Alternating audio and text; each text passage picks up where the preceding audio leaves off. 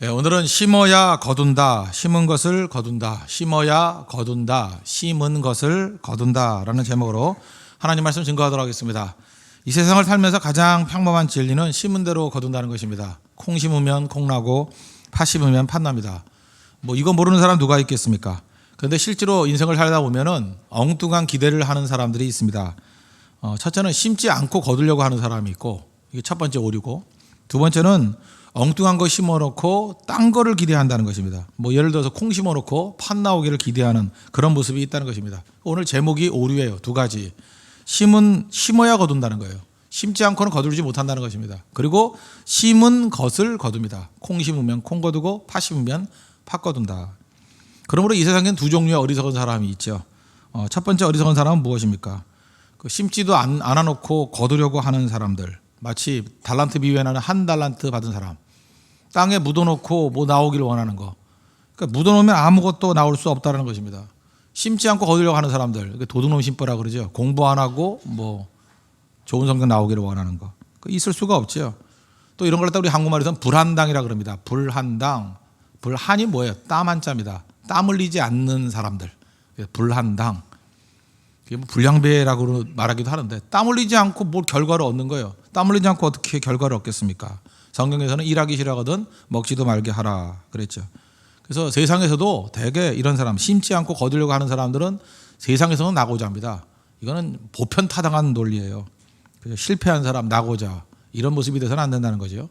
성경은 열심을 품고 주를 섬기라 이렇게 말하고 있습니다.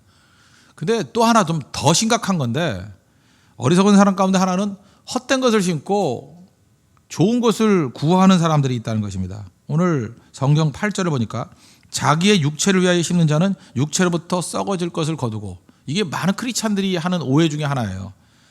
우리는 육체를 심으면 그죠? 못 거둔다고 생각해요. 그래서 거두는 건 예수 믿는 사람들만 거두고 믿지 않는 사람들은 거두지 못할 거야 이렇게 얘기한다고. 아닙니다. 믿는 사람이나 믿지 않는 사람이나 심으면 거두는 거 맞아요. 그런데 왜 불신자들, 세상의 사람들이 어리석다 그러느냐 하면, 그들은 뭘 심냐 하면 육체의 것을 심는데요. 육체의 것을 심으면 거둔다니까요. 뭘 거둬요?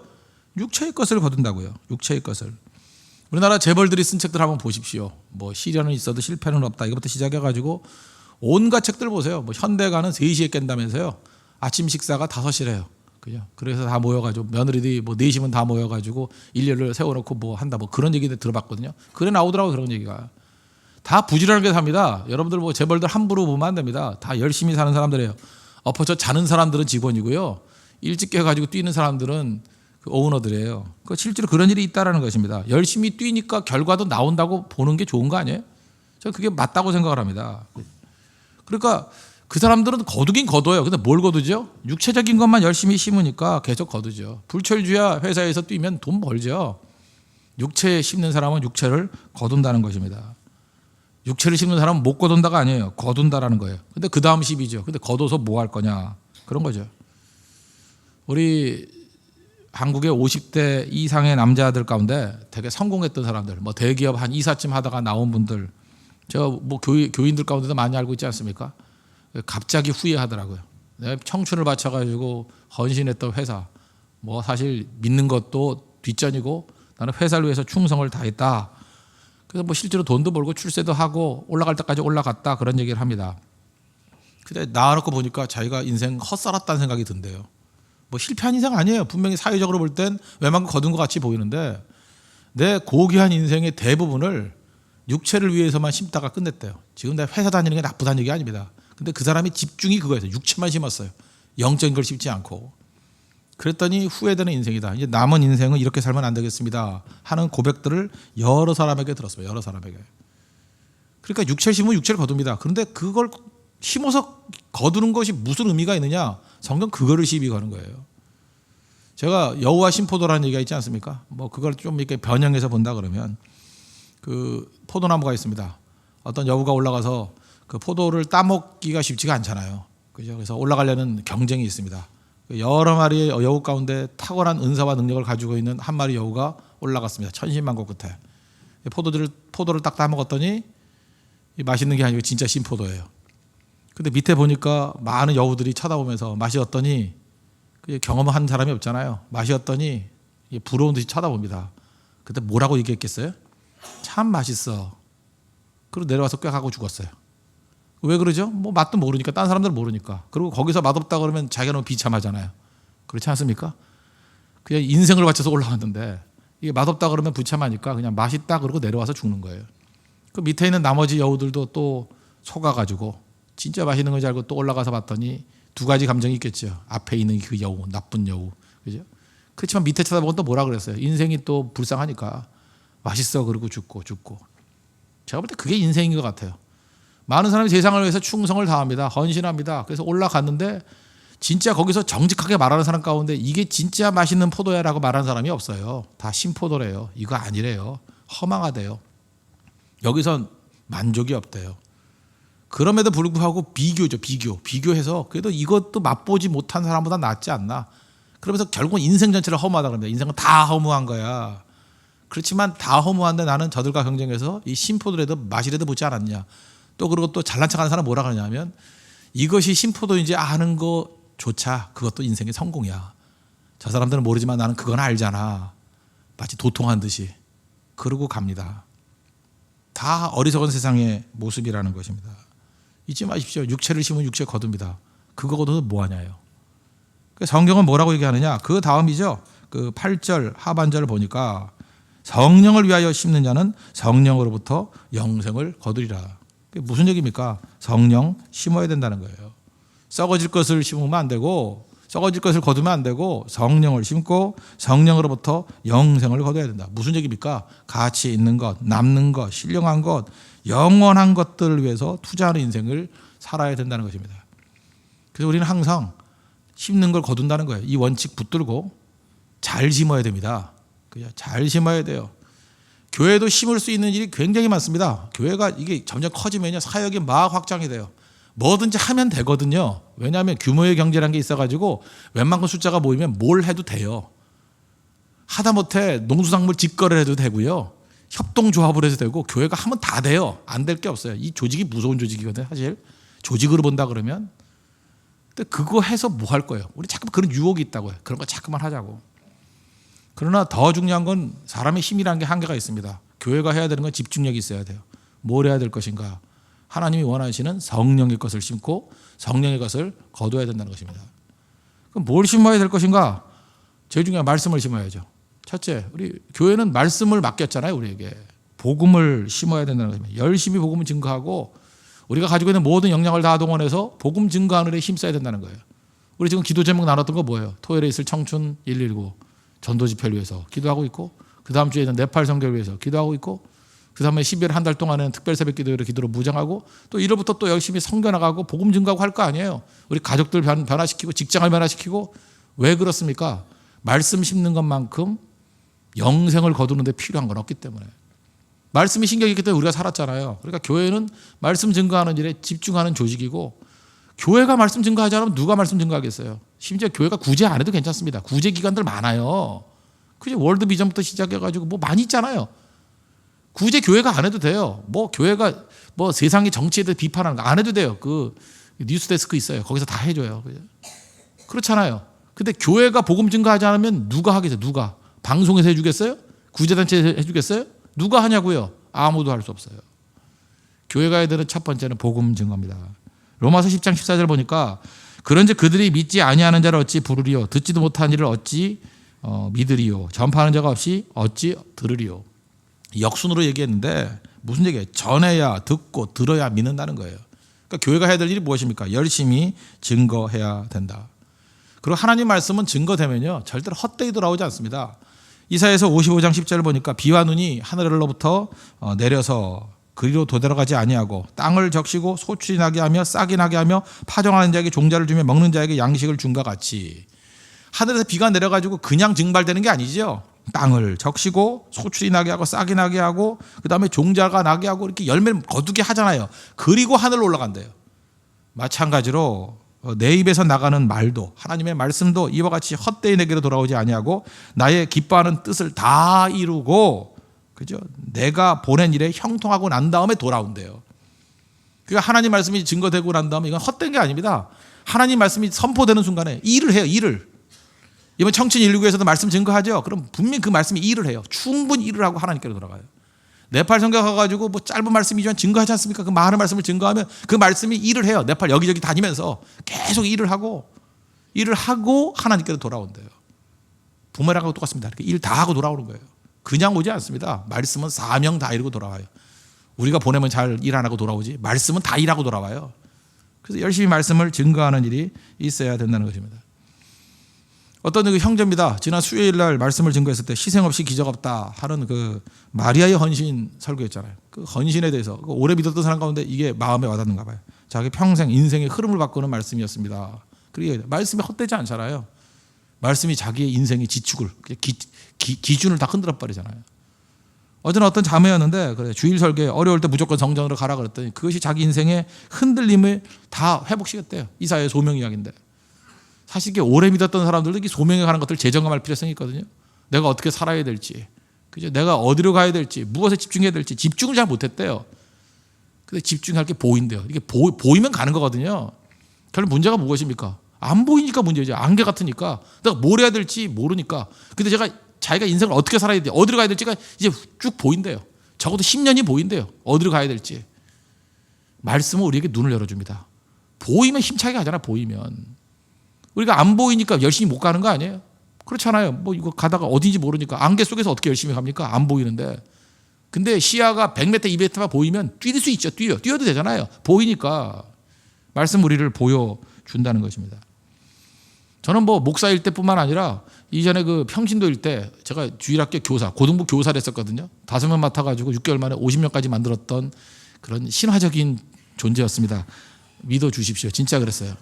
그 5명이었는데 6개월 만에 50명을 만들었어요. 50명을. 고등학교 1학년 애들이었는데. 그때 진짜 열심히 했던 것 같아요. 그때 말씀 증거하고 그때 남녀 반반이었는데 남자애들, 여자애들 뭐 이렇게 반반쯤 됐던 것 같아요. 제가 한 10년 전쯤에 그 오래간만에 만났어요. 걔를. 그 남자인데 만났더니 그러더라고요. 목사님 되셨는데 그때 선생님이라 그러던데 선생님은 그때는 이제 목사가 됐으니까 선생님 목사님은 그러더라고요. 제 사춘기 시절의 은인이었습니다. 그래서 뭐라고 얘기하냐면 목사님이 그때 그 주일학교 교사 시절에 이렇게 무슨 프린트 같은 거 맨날 해주고 그랬대요. 천사의 편지를 나눠주고. 그 다음에 그때 소개해줬던 말이 뭐냐면 뭐 성경 말씀도 아니었는데 성경 말씀을 이렇게 인용하면서 잠언의 말씀을 인용하면서 이런 말을 했대요. 젊은 사자는 썩은 고기를 먹지 않는다. 그러면서 이렇게 잠언의 말씀을 풀어줬대요. 제가. 전 다 기억도 안 나는데 그죠? 그러면서 자기 인생의 좌우명이 그거래요. 젊은 사자는 썩은 고기를 먹지 않는다.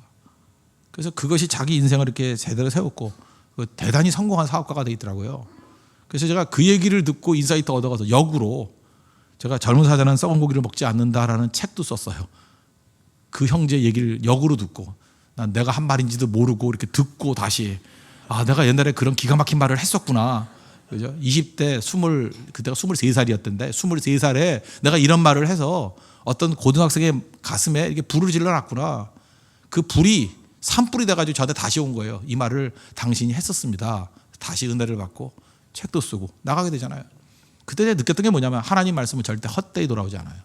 다 일을 이루잖아요. 일을 다 이루고 난 다음에 한 영혼을 불을 질러놓고 다시 돌아오잖아요. 그때 제 가슴에 불을 지르고 또 그 책을 보고 난 다음에 또 불 지른 영혼들이 또 많이 있을 거 아닙니까? 서로 하나님 말씀은 헛되이 오지 않는다는 것입니다. 우리 홍대 일대의 많은 영혼들 변화시킬 수 있는 거 간단합니다. 우리 힘으로 안 돼. 우리 능으로 안 돼요. 근데 말씀으로는 됩니다. 믿습니까? 말씀은 헛되이 돌아오지 않아요. 그래서 말씀을 열심히 증거해야 돼요. 말씀 증거 이게 무서운 겁니다. 무서운 거. 우리 인터넷에서도 설교 되게 많이 있잖아요. 이게 무서운 거예요. 말씀이 전파된다는 건 무서운 거예요. 말씀으로 세상을 창조하셨다니까요. 말씀이 들어가면 마귀의 나라는 무너져요. 그래서 마귀는 어떻게 하든지 말씀 증거하지 못하도록 막는다고. 입을 막는다고. 입을. 사도행전에도 보십시오. 제자들이 다른 좋은 일 다 할 때는 가만히 있다가 예수 그리스도의 말씀 증거하니까 하지 말라고. 그때 뭐라 그래요? 우리는 보고 들은 것을 말하지 아니할 수 없다. 내가 니네들 말 듣는 게 옳으냐? 하나님 말씀 듣는 게 옳으냐? 그죠? 하나님 말씀대로 우리 말씀 증거하겠다. 그래서 핍박이 온 거 아닙니까? 말씀이 생명이기 때문에 그렇다는 거예요. 교회는 때를 어떤지 못 어떤지 항상 말씀을 증거하는 디모데 후서 4장 2절의 말씀. 너는 말씀을 전파하라. 때를 어떤지 못 어떤지 항상 힘쓰라. 우리 가슴에 새기는 위대의 종 되기를 바랍니다. 또 하나 심어야 될 게 뭐야? 뻔한 것 같지만 기도 심어야 돼요. 많은 기도를 심으면 기도가 일을 한다는 것입니다. 야고보서 5장 16절 보니까 의인의 강구는 역사하는 힘이 있느라. 역사한다. 역사가 뭐예요? 워킹 파워예요. 워킹 파워. 일하는 힘. 그죠? 역사하는 힘. 일하는 힘이 있다는 거예요. 무엇이 일을 해요? 기도가 일을 해요. 우리가 혼자 삽질하는 것보다 기도가 하는 일이 훨씬 더 크다는 것입니다. 그래서 기도가 일하게 만드는 사람이 제일 위대한 사람이에요. 기도는 뭐예요? 하나님이 일하시는 거잖아요. 하나님이 일하시는 거. 저같이 설교하는 사람은 그걸 많이 느낍니다. 예를 들어서 월요일부터 주일 설교를 놓고 월요일 기도, 화요일 기도, 수요일 기도, 목요일 기도 이렇게 쭉 기도하지 않습니까? 그러면 주일에 그 말씀 가운데 기도가 얼마큼 쌓이는 거예요? 6일 동안 쌓여 있는 파워, 그죠? 가속이 붙는 거죠. 반면에 그냥 토요일쯤에 간단히 기도하고 하는 설교, 그러면 기도가 한 번밖에 안 쌓이잖아요. 파워가 떨어지겠죠. 그러니까 성도들도 목사를 위해서 항상 기도해야 됩니다. 말씀의 능을 더해 주십시오. 성령의 사람 되게 해 주십시오. 계속 기도하면 그 모든 기도가 쌓여서 그죠? 진짜 핵폭탄 같은 말씀이 증거된다는 거예요. 그래서 목사가 설교하는 게 아닙니다. 성도가 목사를 만드는 거예요. 성도의 기도가 목사를 만드는 겁니다. 잊지 마십시오. 항상 기도해야 돼. 항상. 이번 네팔 선교도 그냥 뭐 몇 사람 가는가 보다. 너는 네팔 사람, 나는 안 가는 사람 이러면 안 되고 성도의 기도가 모여야 돼요. 모여서 그냥 꽝 하고 네팔 일대 그죠? 영적인 핵폭탄이 떨어진 것 같은 역사가 나타나야 된다고요. 27명 가는 거 아닙니다. 사실 성도가 가는 거예요. 이 교회가 가는 거예요. 교회가. 그런 일이 벌어져야죠. 토요일에 있을 거 뭐 청춘 119 그랬더니 나는 청춘이 아닌가 봐. 무슨 청춘이 그게 자연적인 수명이 청춘이 아니에요. 다 믿음 안에서는 다 살아있는 젊은이들 아니에요. 누구나 그죠? 믿음 안에 새롭게 되자는 거예요. 새롭게. 새로운 피조물이라. 그러면 청춘이잖아요. 청춘 될 수 있는 비결이 어디 있어요? 기도해서 그 많은 영혼들을 건져내야죠. 하나님 앞에 기도가 살아있는 그런 모습이 있어야 된다는 것입니다. 무슨 일을 하든지 기도가 있어야 돼요. 여러분 하다 못해 뭐 이렇게 안내위원 있죠. 안내위원도 두 종류 안내위원이 있어요. 뭐 얼굴 예쁘장하게 생긴다 안내 잘하는 줄 알아요? 어떤 안내위원은 여기 앉으세요 그러면은 꼼짝 못하고 앉는 사람이 있는 반면에 앉으세요 그래도 말 안 듣고 막 권위에 도전하고 막 이런 사람이 있어요. 이유가 뭐예요? 그 영적인 파워예요. 영빨이라 그러는데 영적인 파워. 기도 많이 하는 안내위원이 딱 가서 여기 앉으세요 그러면 뭔가를 끌려와요. 뭐 그 말 안 들었다가는 벼락 맞을 것 같은 느낌 뭐 이런 게 있어요. 그죠? 막 끌려와 이렇게 앉으세요. 예. 앉고 난 다음에 내가 뭐 하는 짓이었지? 그렇게 되는 경우가 있다. 그 영적인 힘이에요. 영적인 힘. 그거 아세요? 영적인 힘이 있으면요 사람들이 그 도전을 못해요. 그냥 꼼짝 못하게 끌려가는 거라고. 왜 끌려가는지 모르는. 그걸 세상에서는 카리스마라 그러는데 그 카리스마 뭔지 모르는 힘이죠. 아우라라 그러잖아요. 뭔지 모르는 힘이 있잖아요. 그 힘이 어디서 나오는 거예요? 그 내면에서 나오는 거예요. 내면에서. 하나님이 주신 능력이라고. 무슨 일을 하든 영적인 파워가 있어야 됩니다. 특별히 남자분들 가장으로서의 권위 어디서 나오는지 알아요? 기도에서 나와요. 영적인 파워가 있을 때. 앉아라 그리고 축복 기도해 줄 때 거기서 힘이 나오는 거예요. 아버지가 뭐 기도를 안 하고 맨날 술이나 퍼마시고 드라마나 보다가 자고 뭐 이러면 그죠? 오징어 먹다가 뭐 다리 갖고 애들하고 싸우고 이러면 권위가 다 사라지는 거죠. 그 기도해야 됩니다. 기도할 때 영적인 파워가 있다는 거예요. 그리고 옛날에 뭐 그 로버트 기요사키가 그런 얘기 했잖아요. 그죠? 부자 아빠, 가난한 아빠 이런 얘기 나오는데 거기서 제가 인상적인 게 그거예요. 돈이 나를 위해서 일하게 만들라고. 전 이제 돈 얘기 아닙니다. 그때 그런 생각을 했어요. 내가 자고 있더라도 일할 수 있는 구조를 만들어야겠다. 기도가 나를 위해서 일하게 만들어야 돼요. 내가 자더라도 기도하고 자면 기도는 일하잖아요. 그죠? 내가 자고 있더라도 내가 못하더라도 기도는 일하고 있잖아요. 내가 잠들어 있는 순간에도 일할 수 있는 구조를 만들어야 됩니다. 그럼 기도해야 돼요. 또 하나 기도팀을 만들어야 되고 중보기도 팀을 만들어야 되고 그러면 가장 강력할 수 있다는 것입니다. 또 하나 뭐예요? 모여서 기도하는 거죠. 마귀가 제일 무서워하는 게 무엇입니까? 한 사람이 기도하는 거. 기도하는 한 사람이 기도 없는 한 민족보다 강하다. 그런 말 아시죠? 제가 만든 말이에요. 그런 말 아시죠? 예. 기도하는 한 사람이 기도 없는 한 민족보다 강하다. 진짜 그래요. 그런데 민족보다 강한 그 한 사람 한 사람들이 모여 있을 때 얼마나 강력하겠어요. 그래서 합심 기도의 능력보다 강력한 건 없다는 거예요. 성도들은 모이면 무조건 기도해야 돼요. 그거 잊지 마시고 모이면 무조건 기도해야 돼요. 많은 기도가 있어야 돼요. 많은 기도. 그럼 파워가 나타나요. 히브리서 10장 25절 많이 인용하는 구절 아닙니까? 모이기를 패하는 어떤 사람들의 습관같이 하지 말라고. 모이지 말자 이러는 거 하지 말고 그럼 모이면 뭐 할 거예요? 모여서 기도해야죠. 오직 권하여 그날이 가까운 볼수록 더욱 그리하자. 모여서 뭐 해요? 기도해야죠. 그게 성도의 파워고 성도의 능력이 될 수 있다는 것입니다. 기도는 능력이 있습니다. 연약한 거 아주 약하죠. 약한 거 놓고 기도하면은 강력해집니다. 무가치한 거 정말 무가치한 사람을 놓고 기도하면요 가치 있어져요. 맛이 간 사람 놓고 기도하면 맛이 돌아와요. 진짜 그렇습니다. 다 돌아와요. 기도가 넘쳐나면요 천박한 사람을 놓고 기도하면 무게 있는 사람이 돼요. 입술이 가벼운 사람 놓고 기도하면요, 입이 무거운 정말 하나님의 말씀만을 증거하는 사람 변화가 돼요. 기도가 사람을 변화시킵니다. 기도가 힘이에요. 기도는 우리를 정화시키는 능력이 있어요. 기도는 우리를 강화시키는 능력이 있어요. 기도는 죽은 자를 살리는 생명의 능력이 있습니다. 기도하셔야 됩니다. 기도만큼 우리가 설 수 있다는 것입니다. 그리고 세 번째 해야 될 일이 뭐냐면 말씀 심고 기도 심고 또 하나 그리스도의 사랑을 심는 거, 그런 거 열심히 해야 된다고 생각합니다. 그죠? 잘 심어야죠. 이사야서 58장 그 7절 이하에 보면 구제에 관한 중요한 말씀이 나오는데, 또 줄인 자에게 내 양식을 나누어 주며 유리하는 빈민을 집에 들이며 헐벗은 자들을 보면 입히며 또 내 골육을 피하여 스스로 숨지 아니하는 것이 아니겠느냐. 그리하면 내 빛이 새벽같이 비칠 것이며 내 치유가 급속할 것이며 내 공의가 내 앞에 행하고 여호와의 영광이 내 뒤에 호위하리니 내가 부를 때에는 나 여호와가 응답하겠고. 이 말씀은 엄밀히 말해서 금식에 관한 거거든요. 바른 금식이 뭐냐. 근데 금식하면서 해야 될 일이 뭐냐 하면 이렇게 사랑을 심으라는 거예요. 줄인 자에게 양식을 나눠주고, 그죠? 그 다음에 유리하는 사람들에게 피할 길을 주고, 어려움 당한 사람 도와주라는 거예요. 그리하면 빛이 새벽같이 비칠 것이고, 또 그렇게 도와주면 치유가 급속할 거래요. 우리 아픔이 있죠. 우리 깨짐이 있죠. 오히려 이렇게 도와줄 때 내 치유가 일어난대요. 그죠? 내 치유가 일어난대요. 우리들의 아름다운 시간, 내가 영화 좀 보라 그랬죠. 젊은 예배 때. 그죠? 그 영화에도 보면 그 교수하는 여교수가 사형수 도와주다가 자기가 치유돼 버리잖아요. 그래서 우리가 하나님 앞에 사명을 이루는 것은요, 상대만 돕는 게 아니에요. 내가 치유돼요. 내가. 이분들 보세요. 네팔 선교 한번 가보십시오. 가보면 선교 가는 사람이 치유받아 돌아와요. 다 그 사람 능력 있게 돌아와요. 그래서 돌아왔을 때 고백이, 나는 네팔 위해서 헌신한 게 아닙니다. 네팔의 빚진 자입니다. 내가 네팔 때문에 오히려 위로받고 새 힘을 얻고 회복이 됐습니다. 진짜 그래요. 내 치유가 급속할 것이요. 그 다음에 주님께서 내가 부를 때 나 여호와가 응답하겠다고. 하나님의 응답이 급속히 이루어진대요. 기도의 응답은 어디에 있습니까? 사랑을 베푸는 데 있다는 것입니다. 연약한 사람들을 위해서 잘 베푸십시오. 그래서 돌아오지 않을 것을 향해서 구제하고 섬기는 게 제일 중요해요. 뭐 이렇게 다시 돌아올 걸 예측하고 도와주는 것보다는. 그래서 전도서 11장 1절에 그 위대한 구절이 있잖아. 이런 거 좀 외우고 다니는 게 좋을 것 같아요. 너는 내 떡을 물 위에 던지라. 떡을 물 위에 던지래요. 돌아올 수 없죠. 내 떡을 물 위에 막 던지래요. 그 무슨 얘기야? 막 뿌려주라는 거예요. 돌아오지 못할 사람들에게.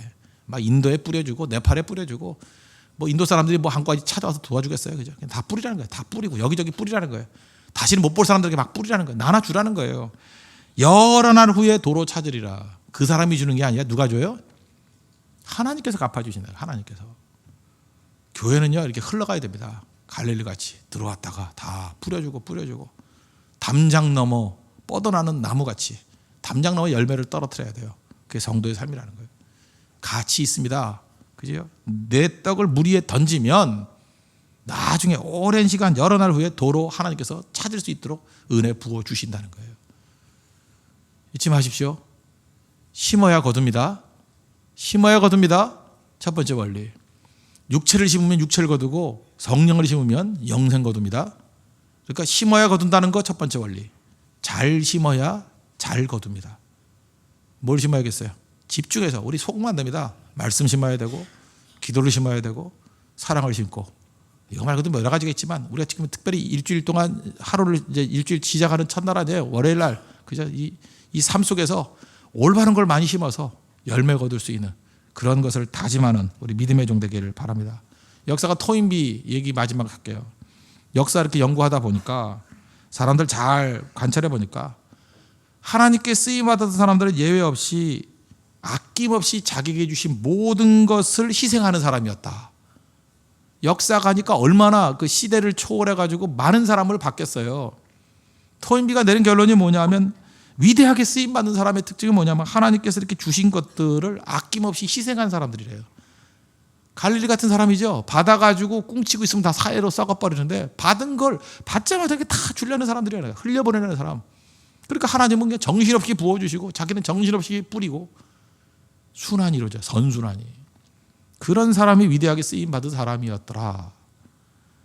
역사 공부를 안 하려면 역사 공부한 사람 얘기를 좀 들으라고요. 토인비가 그런 얘기를 했어요. 토인비가. 하나님 앞에서 우리도 이런 그 세속의 역사가들의 음성도 하나님의 음성으로 듣고, 이런 지혜조차도 저버리지 아니하고 붙들 수 있는 우리 하나님의 거룩한 종 되기를 바랍니다. 심읍시다. 그리고 거두는 인생 되기를 바랍니다. 성령을 심고 성령으로부터 영생을 거두는 믿음의 종 되기를 축원합니다. 기도하겠습니다. 일주일 동안 열심히 심고 우리 토요일에 또 주일에 풍성히 거둘 수 있는 한 주간 되게 해달라고 다 같이 간구하도록 하겠습니다.